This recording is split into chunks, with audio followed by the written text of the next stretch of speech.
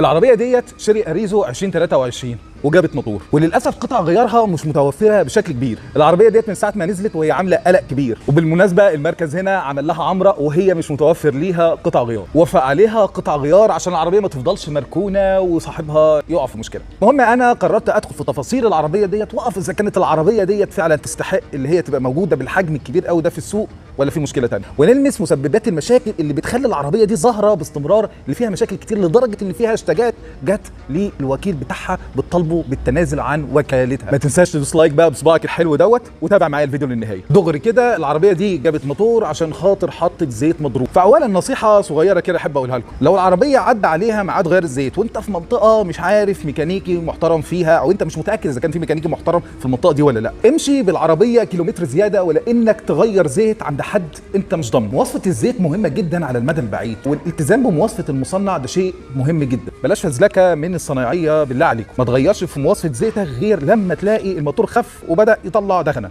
ولا كيلومتر ولا اي حاجه ثانيه. الحلقه الجايه بقى هنتكلم عن مشاكل في تيس الاريزو، فما تنساش بقى تدوس متابعه. ربنا يستر طريقكم. سلام.